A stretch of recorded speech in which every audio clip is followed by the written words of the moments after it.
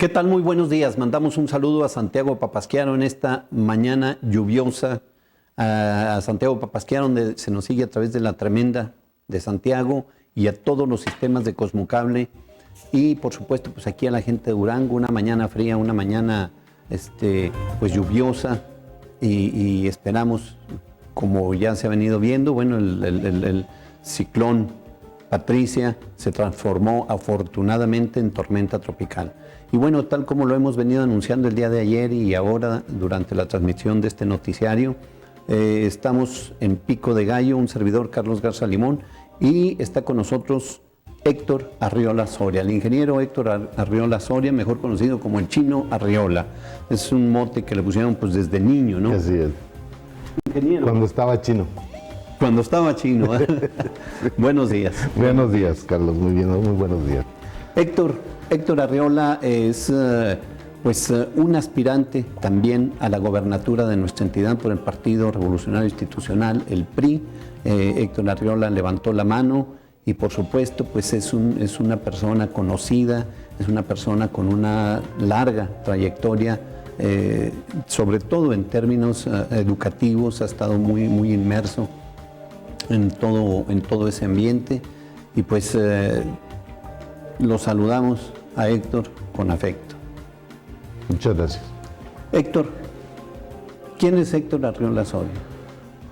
Bueno, yo ahí aprovecharía en esa pregunta contar un poco también de mi historia familiar. Claro.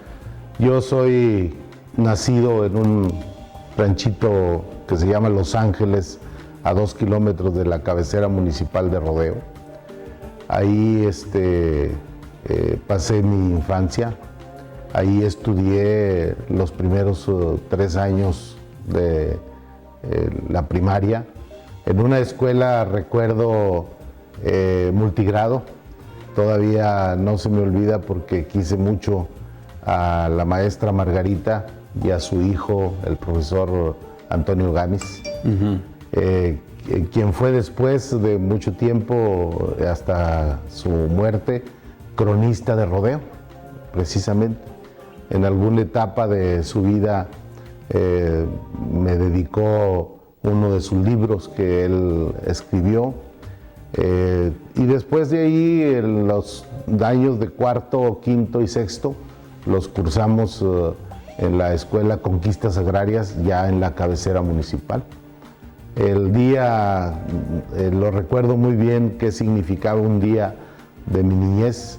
Era levantarse muy temprano, sí, ayudarle mi hermano Oscar y yo a mi papá a ordeñar bastantes vacas que tenía. ¿Y qué es levantarse temprano? ¿A qué hora? Alrededor de las 5 de la mañana.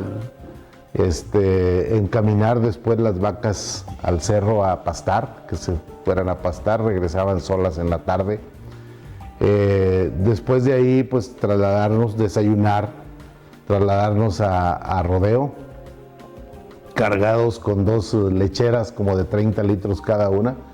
Lo dejábamos con la abuela Catalina, nos íbamos de ahí a la escuela, era de doble turno.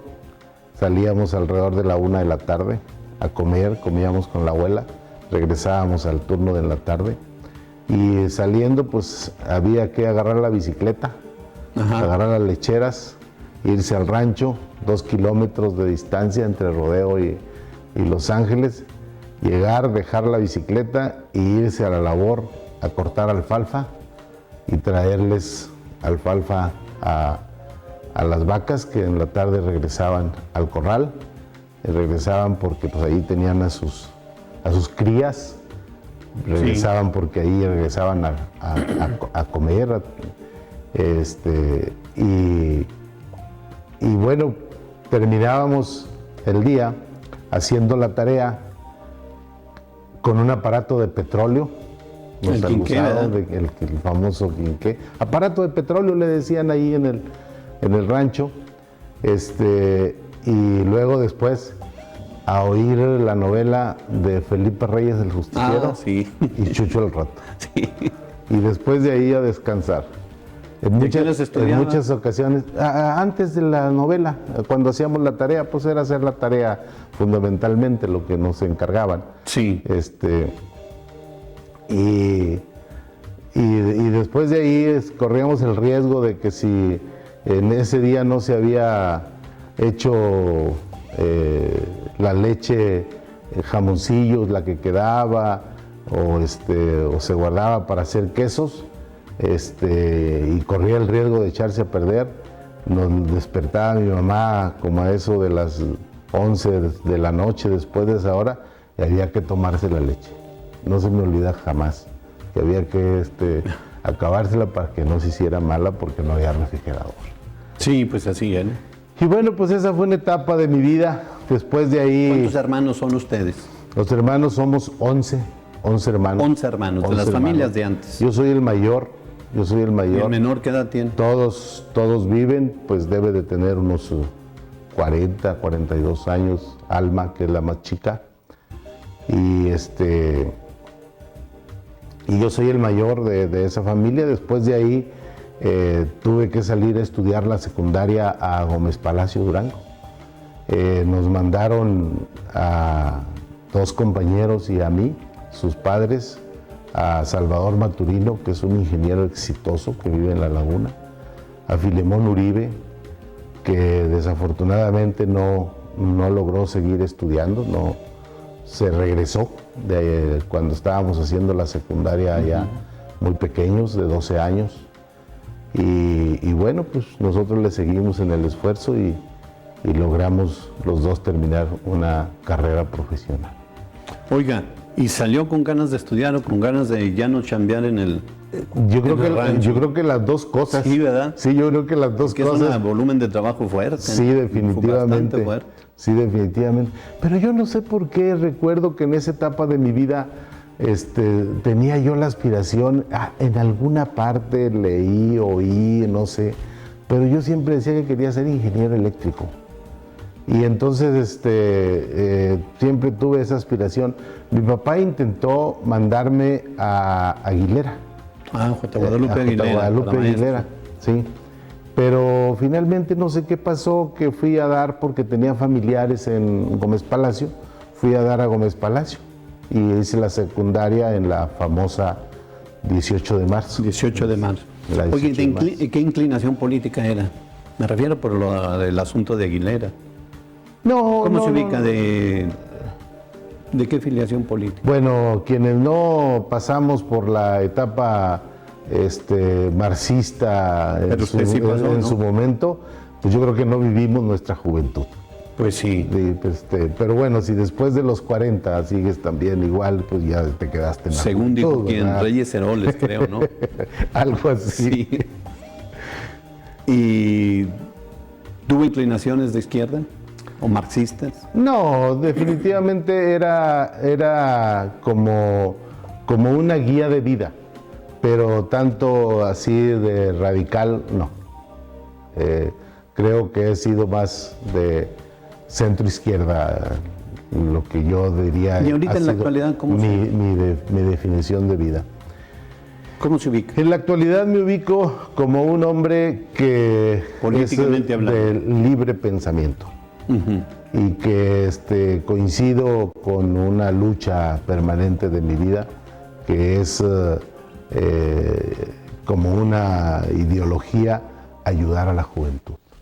Siempre me he identificado en buscar cambiar la vida de los jóvenes. Y la vida misma me ha dado esa oportunidad. Yo creo que uno de las cosas las llama y las decreta. Estoy muy convencido.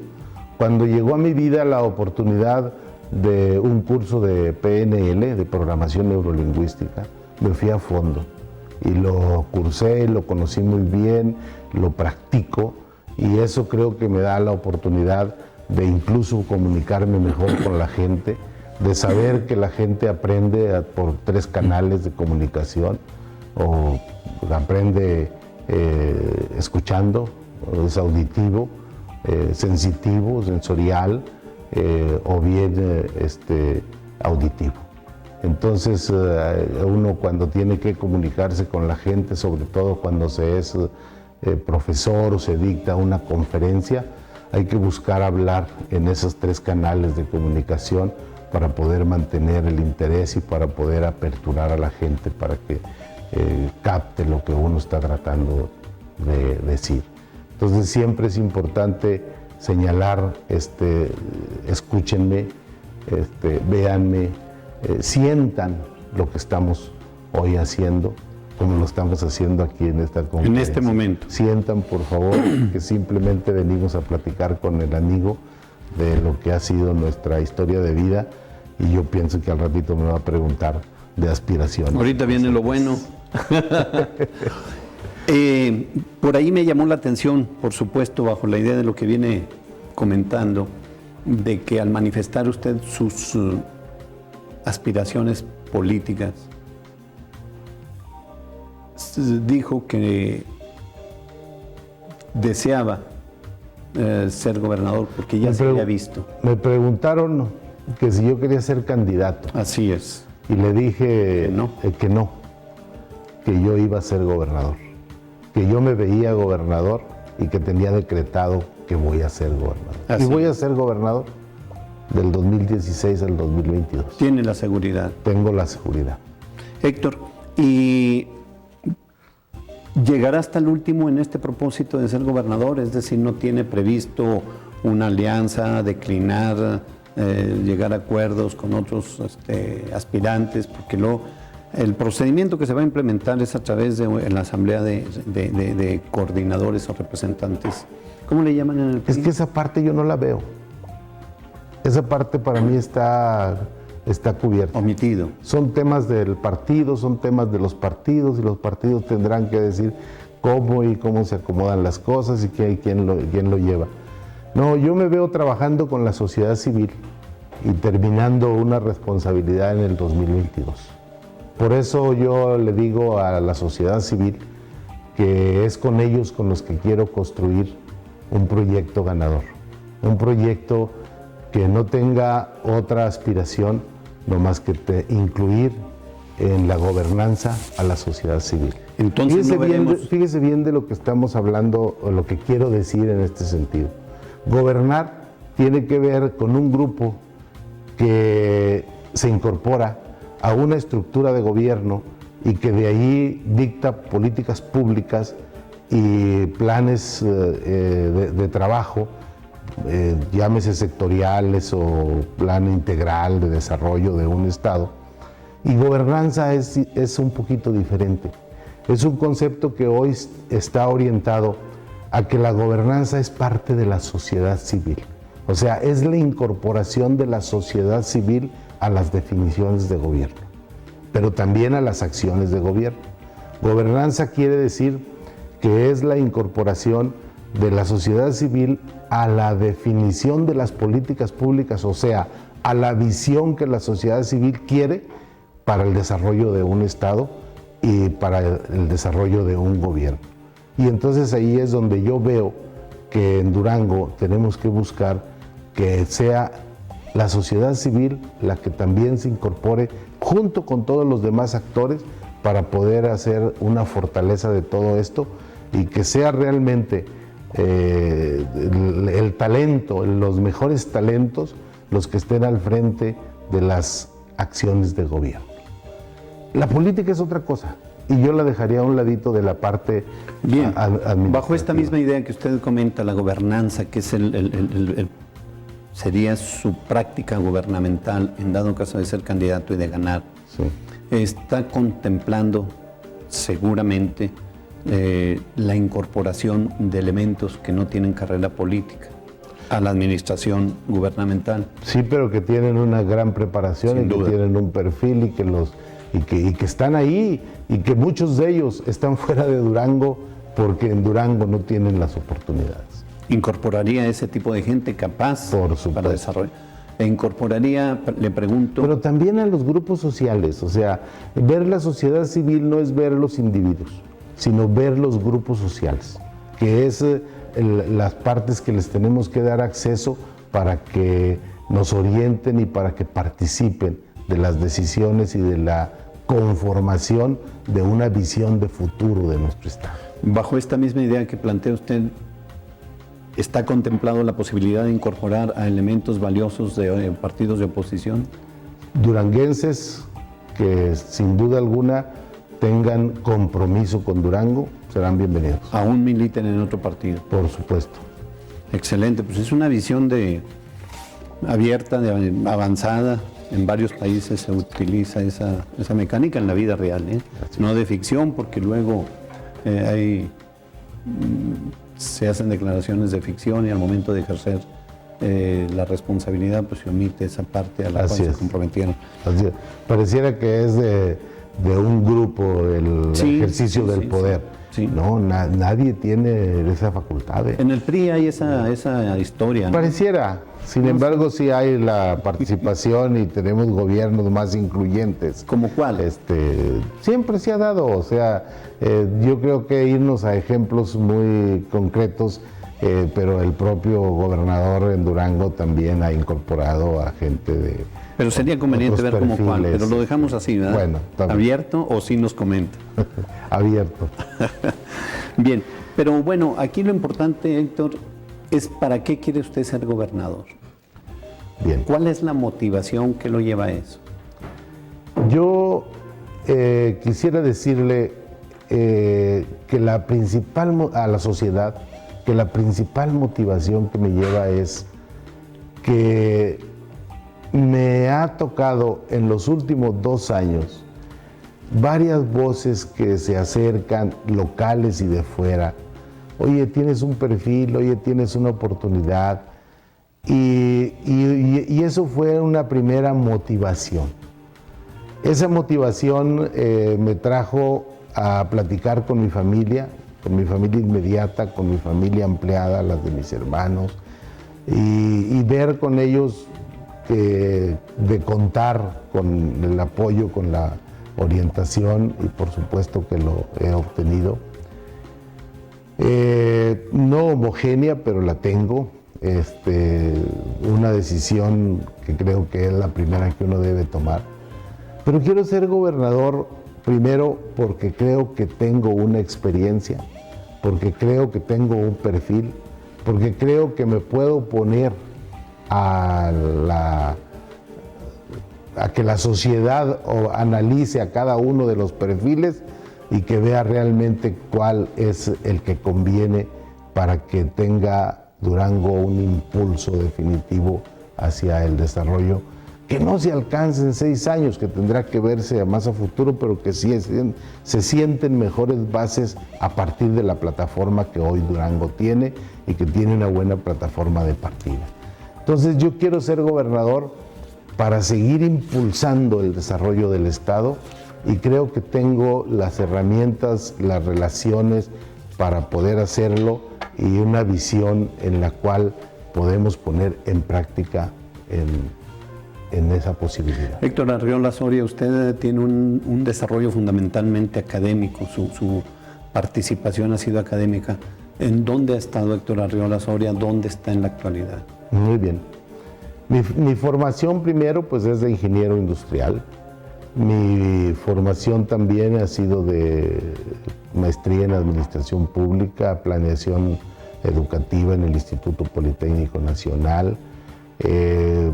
Quiero decir que este desarrollo profesional me ha llevado a desarrollarme fundamentalmente en la educación, pero hay un currículum de todo lo que hemos hecho. Pues he sido subdirector del Tecnológico de Tlalnepantla, director del Tecnológico de Ciudad Victoria, Tamaulipas, director del Tecnológico de Pachuca, subdirector de todos los tecnológicos del país, director del Tecnológico de Durango 2 veces, director fundador del TEC de Lerdo, director de educación del municipio de Durango con la administración municipal de Ismael, coordinador de la DGETI en el estado, otra vez director del Tecnológico, luego secretario de Educación, y luego director general de los tecnológicos del país y ahora coordinador general de las universidades tecnológicas y politécnicas. Y si usted me preguntara cuál considero uno de mis mejores logros, yo creo que de las cosas que más me enorgullecen es haber tenido la oportunidad de fundar una institución de la nada a lo que es hoy un Instituto Tecnológico Superior de Lerdo, que es la única institución pública de este país que el 100% de sus profesores tienen posgrado, porque así lo metimos, así fue una idea en el decreto de creación del mismo. Y luego, la otra cosa que más me enorgullece es que en la responsabilidad que tengo, el gobierno federal, el impulso que ha dado y la aceptación de los gobiernos de los estados por impulsar la educación tecnológica de este país, me ha llevado a la oportunidad de ser el ejecutor de una política pública que nos ha permitido crear más de 100 instituciones en los 7 años que tengo en esta responsabilidad. Y esto a mí me llena mucho porque son instituciones que dan oportunidades a jóvenes. En Durango, por ejemplo, ¿cuántas veces lo que más me costaba trabajo era decirle a un padre de familia o a un estudiante que quería ingresar al Tecnológico de Durango que ya no había oportunidad, que ya aunque quisiera no había otro espacio? Y bueno, creamos otras instituciones que vinieron a auxiliar y ayudar a las dos grandes instituciones que tenemos en Durango, como es la UGED y el Tecnológico, y todo esto darles oportunidades a otros jóvenes, pero no solo en Durango, sino también en Rodeo, en Puana, solo por poner un ejemplo, o así en la sierra de Nayarit, en la sierra de Durango, en la sierra de Chihuahua, en la sierra de Hidalgo, en Nocotzingo, en Chiapas. Eso me llena mucho, me enorgullece mucho. Claro.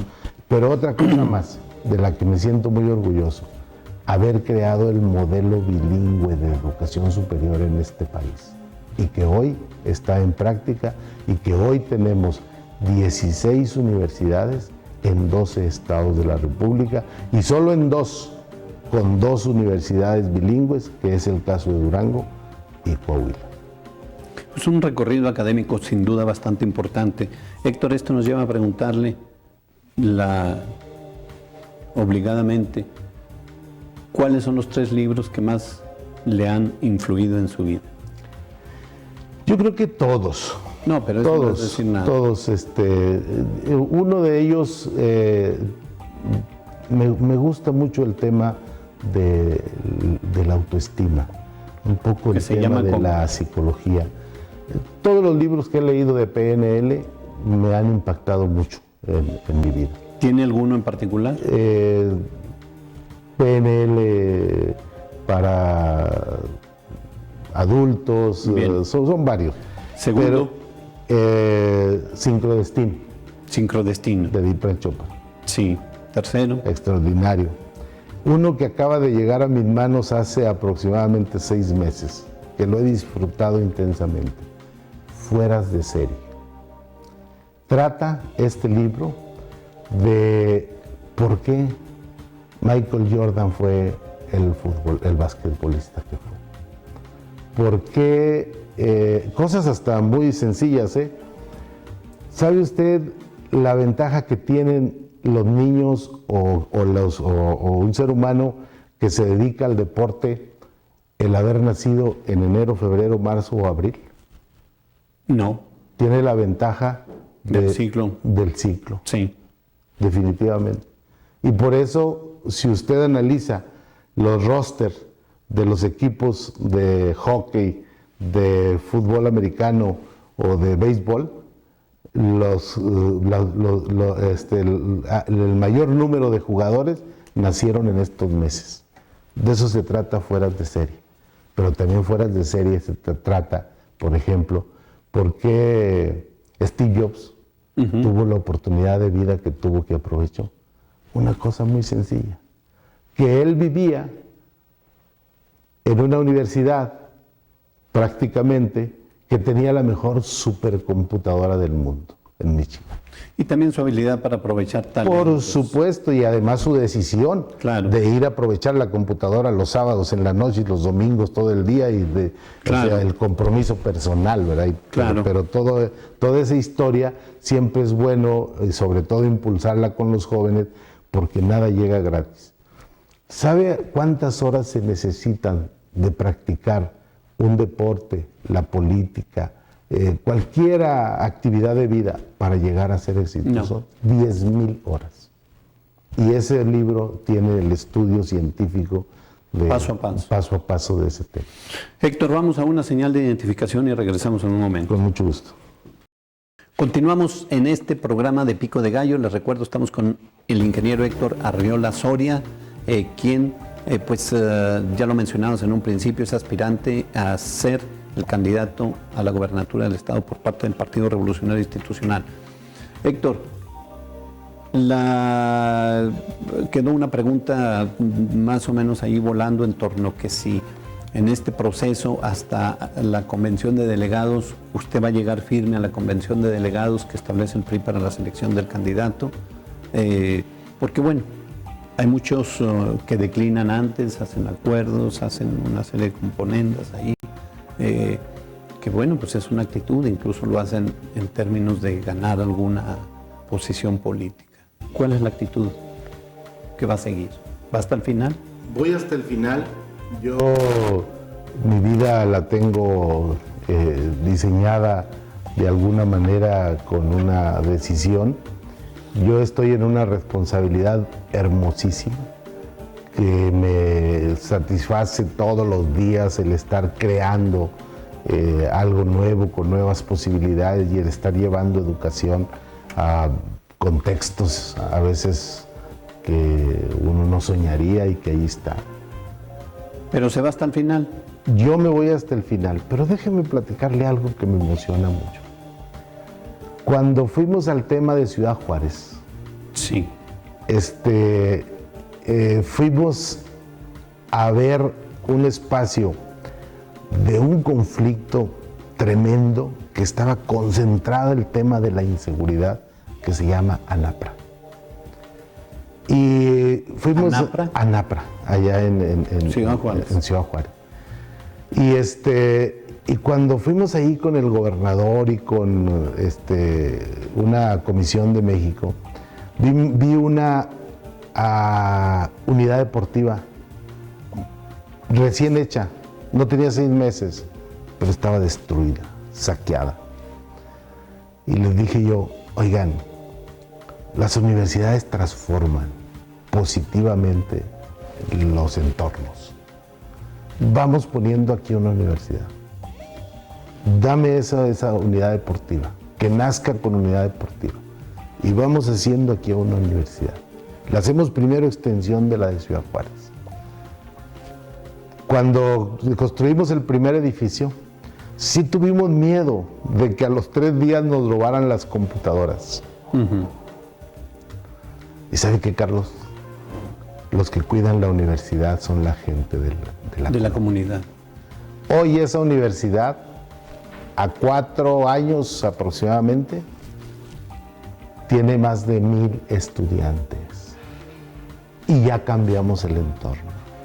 Y la unidad deportiva la cuida la propia gente. La universidad es de la gente.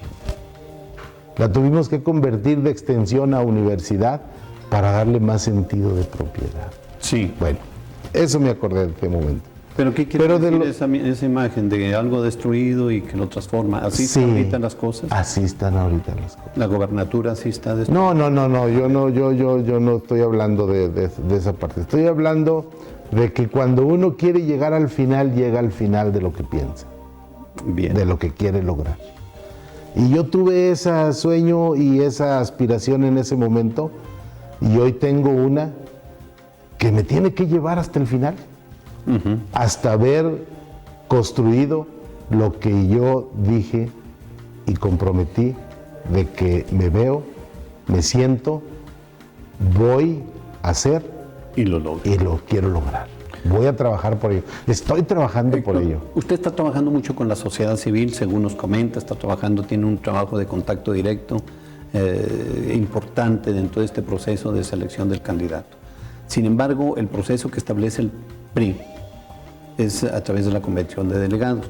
Ese método de selección, en ese momento, ¿le conviene? En ese momento que yo decidí, hablé con el presidente del partido y le dije, presidente, yo no voy a ir a las estructuras del partido.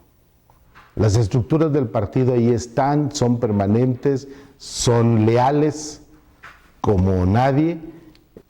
es un voto duro que decimos y un trabajo muy comprometido, ideológicamente siempre sostenido. Ellos son nuestros. ¿Qué vamos a hacer con ellos? Los que tenemos aspiración tenemos que ir con quienes deben de sumarse para decidir quién gana. ¿Quién decide realmente quién gana una elección? La sociedad civil. ¿Sí? Sí, por supuesto, no son los partidos. Los partidos tienen una plataforma. Pero en la selección del candidato va a ser el partido. En la selección de candidato va a ser el partido, sí, efectivamente. Y si no queda por la cuestión de que está alejado usted de los dirigentes de partido, los coordinadores. No estoy alejado. Digo, haber trabajado en el comité directivo estatal y en la dirigencia del sector popular, siempre me mantuvo muy cercano y siempre he estado de alguna manera cercano.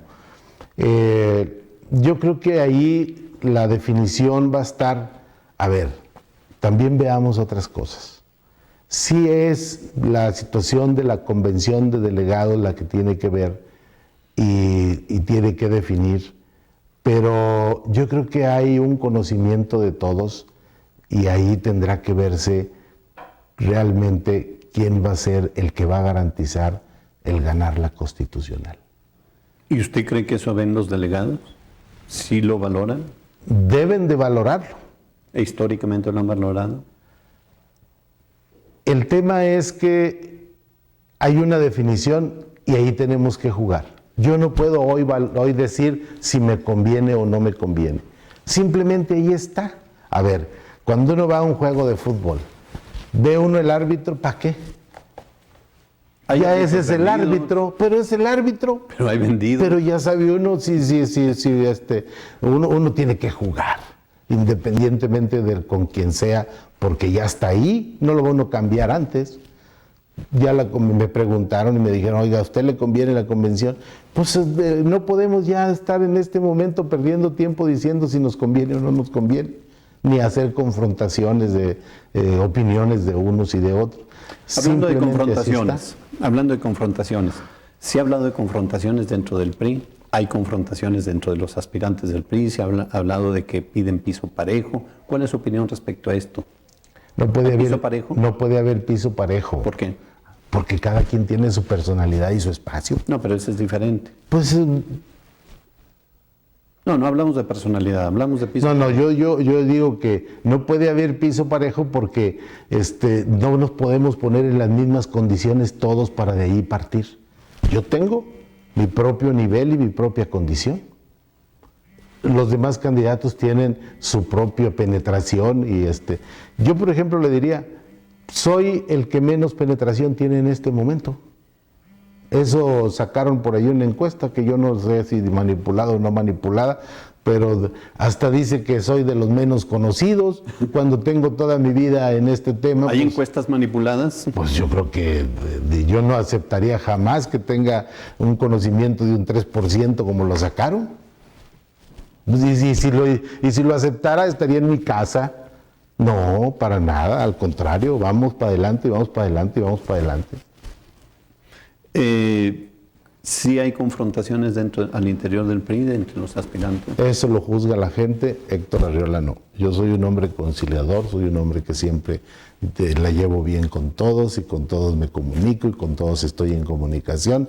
Si existe o no existe, yo lo dejo pasar. ¿Qué relación, cuál es su nivel de relación con Adán Soria? Somos amigos. Esteban Villegas. Amigos. Leti Herrera. Somos amigos. Ricardo Pacheco. Somos amigos. Puros amigos tienes. No, pregúnteme por Aispuro. Claro que le pregunto. Es mi amigo Aispuro. Aquí pues lo tengo incluso aquí, dentro de las preguntas. Pues Aispuro aquí, sí. Aispuro fue mi amigo todo el tiempo. Sigue siendo mi amigo. Dice su familia, sí. Digo, quiero decir, fue mi amigo desde hace mucho tiempo, ha sido mi amigo desde hace mucho tiempo. Usé mala palabra. ¿Y qué? Pues él anda en una aspiración, en una definición. ¿No lo niega esa amistad? No, al contrario, le hice mucho la lucha que no se fuera, yo. Pero mucho la lucha le hice, y él lo sabe. Con el gobernador Jorge Herrera Caldera, ¿cuál es su relación? De una amistad una amistad que nos ha identificado no solo la personalidad o la propia persona del gobernador, ni tampoco la significación de la responsabilidad que tiene.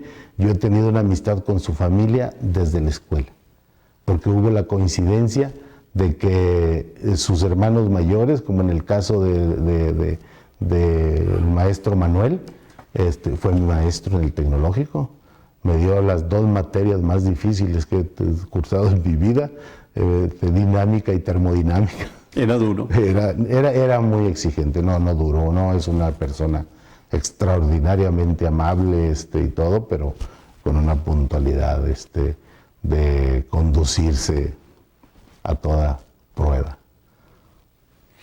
Y 2 de sus hermanos fueron mis compañeros. Además, el Chino, pues es que también el Chino y Nabor. Y es que además son varios. Son varios, también son numerosa familia. Así es. México acaba de pasar por una batería, por una serie de reformas de ley. Entre ellas la reforma educativa, una reforma que pues ha generado mucha inconformidad, sobre todo en el sector magisterial. ¿Qué opina de esa reforma? Que es la reforma más importante que México necesitaba y que ya está ahora trabajándose para convertirla en una realidad.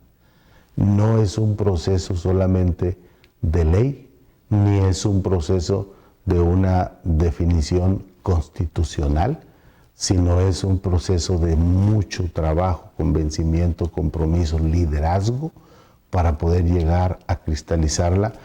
Pero el camino de México, como el camino de todas las naciones y de todos los pueblos, es educación.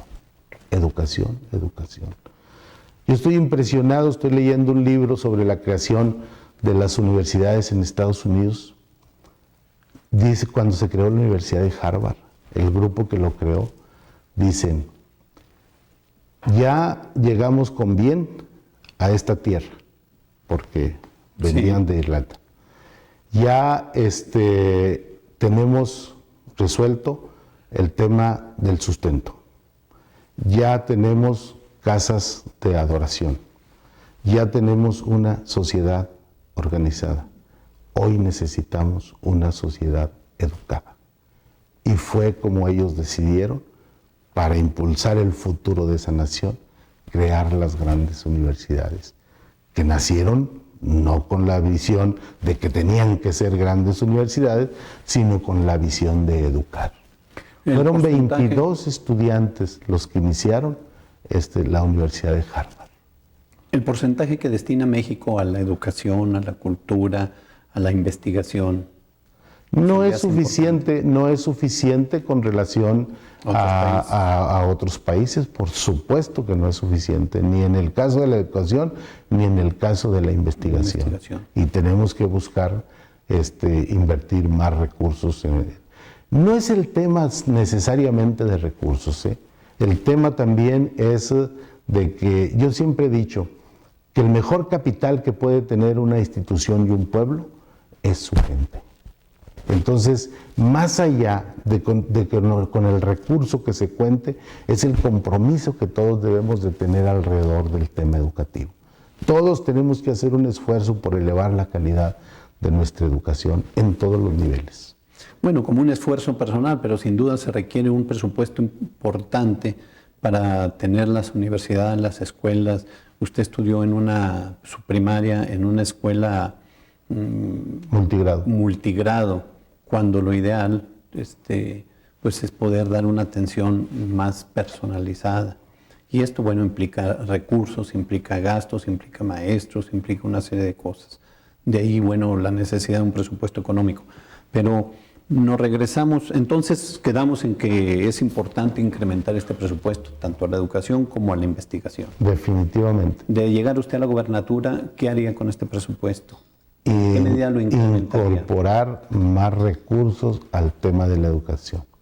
Seguir trabajando en la aspiración que tiene hoy México de elevar la educación del nivel básico, incrementar la calidad y la cobertura en media superior, pero sobre todo hoy en educación superior. Bien, regresando un poco a la reforma educativa, le comento, sin embargo, esta reforma no abre la puerta para que se pueda presentar legalmente la represión política para aquellos maestros que pues, no son gratos al sistema.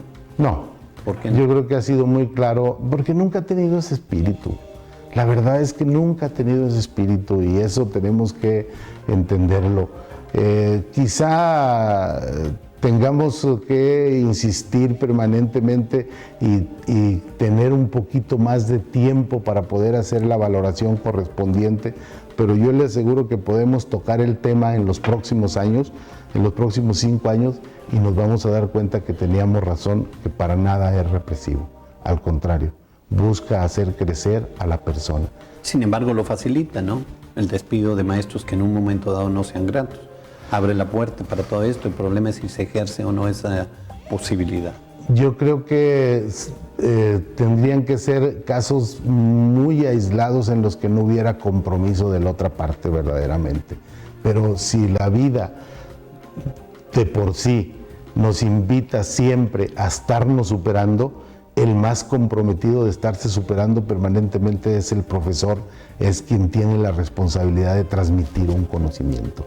Entonces yo no creo, o sea, primero, todos los profesores sabemos que tenemos que estarnos actualizando permanentemente, aunque sea con lecturas, porque pues si no le metes al cerebro nuevas cosas, pues no tiene que salgan nuevas cosas, ¿verdad? Definitivamente.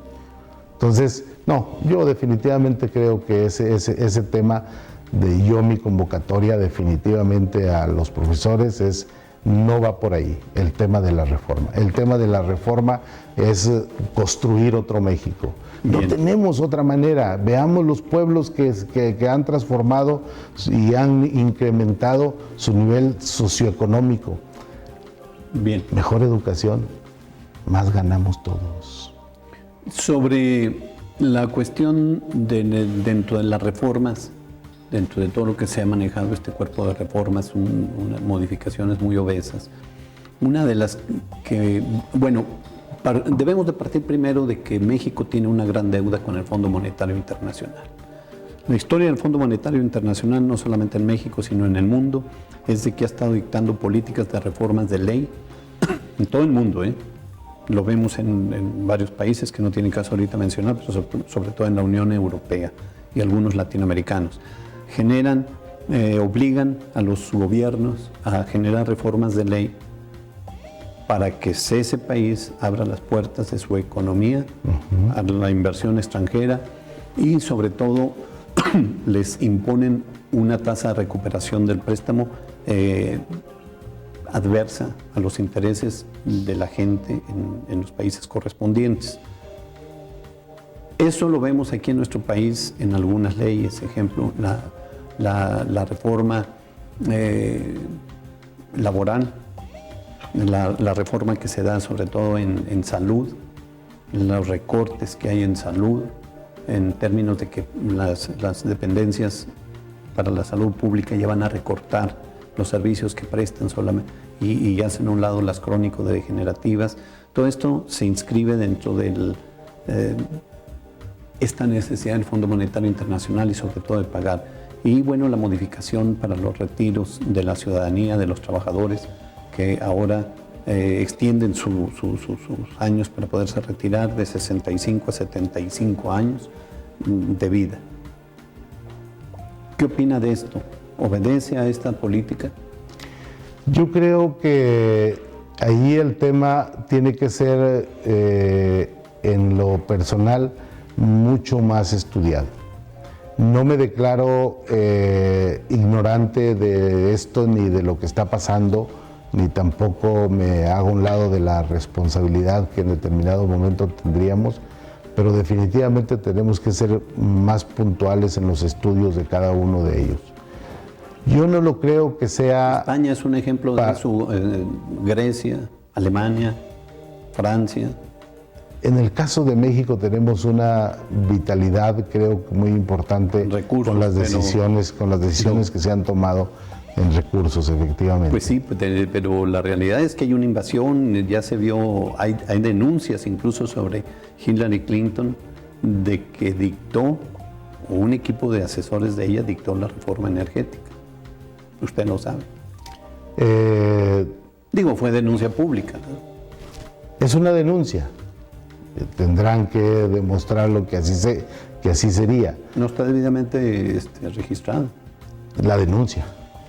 Y el hecho, la denuncia de un hecho. Pero habría que demostrarse para poder realmente tener la aceptación correspondiente. Yo creo que también la reforma energética es algo que nos va a llevar a otro contexto. Bueno o malo. Debe ser bueno. Tiene que ser bueno. ¿Son actos de fe o...? No, tiene que ser bueno. Va a ser bueno.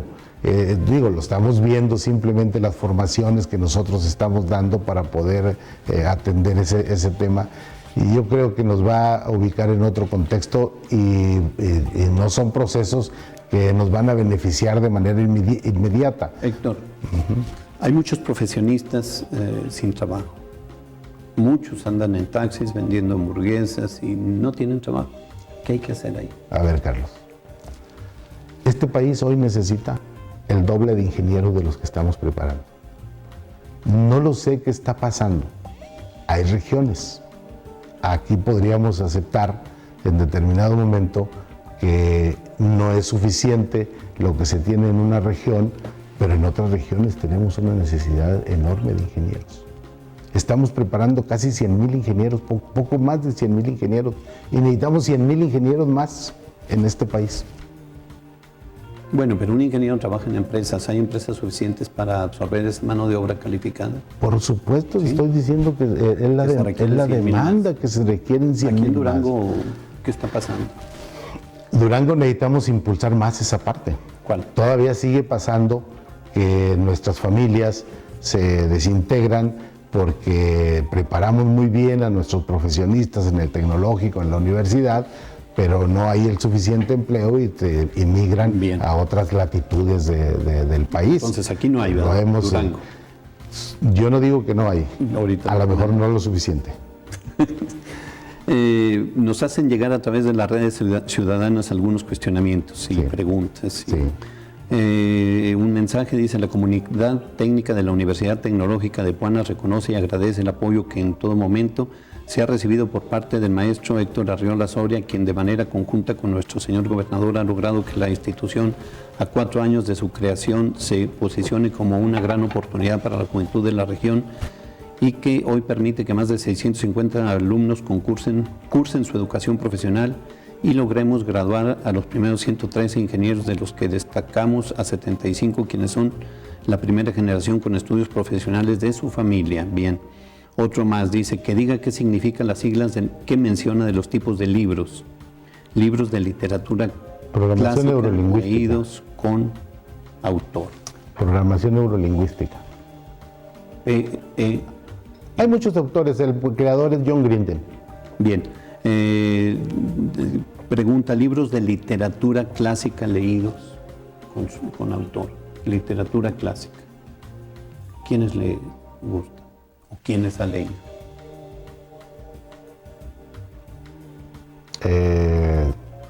Es muy afecto a la literatura. Como usted ve, sí he leído, pero no lo tengo en mente en este momento. Ya me voy a ver cómo la Biblia. ¿Cómo sucedió? Bien, entonces literatura. Le prometo al que los mandó que le puedo posteriormente. Sí, que le puedo pedir qué libros quiere que lea para poderme leer. Pues. Bien, entonces ahí nos falló un poco, ¿verdad? Otra pregunta: ¿qué opina Héctor Arriola que la Universidad de Puana se convirtió en empleos para el PRI? Yo creo que siempre hay algún razonamiento personal y hasta me gustaría conocerlo, por qué lo mencionan de esa manera, pero no debe de ser así, y si es así, yo buscaría hacer una investigación y cómo corregir. Héctor, pues se nos acabó el tiempo. ¿Algo que quiera agregar, comentar brevísimamente, porque nos van a cortar? Carlos, simplemente agradecer, muchas gracias por esta oportunidad, muchas gracias por poder decirle a la gente quién soy, quién he sido, cómo he construido mi vida profesional, porque aspiro a ser gobernador del estado, y con una decisión de que si la gente cree en un proyecto de la sociedad civil, ahí está Héctor Arriola para encabezarlo. Bien, Héctor, pues le agradecemos que nos haya acompañado en esta ocasión. Al contrario. Agradecemos al público Radio Escucha que nos siguió a través de Pico de Gallo, escuchó la opinión de un aspirante a la gobernatura. Ya lo hemos comentado en otras ocasiones, es fundamental que ustedes, a través de lo que ya han expuesto los aspirantes, en esta ocasión Héctor Arriola Soria, el Chino Arriola, pues valoren el bagaje político, cultural, las propuestas que tiene y la visión que tiene, pues para dar solución a toda la problemática de nuestra entidad. Agradecemos que nos hayan acompañado en esta hora, y por supuesto en la próxima semana aún hay aspirantes, no solamente de un solo partido, sino de otros partidos que le vamos a tener en este espacio de Pico de Gallo, también con la misma intención de que ustedes valoren, vean, analicen y decidan su voto en un momento determinado para los ya aspirantes, ya candidatos de cada uno de los partidos a la gobernatura de nuestra entidad. Les agradecemos que nos hayan acompañado, que tengan muy buen día. Muy buenos días, Carlos. Muchísimas gracias. Al contrario, Muchas gracias. Al contrario, nos despedimos.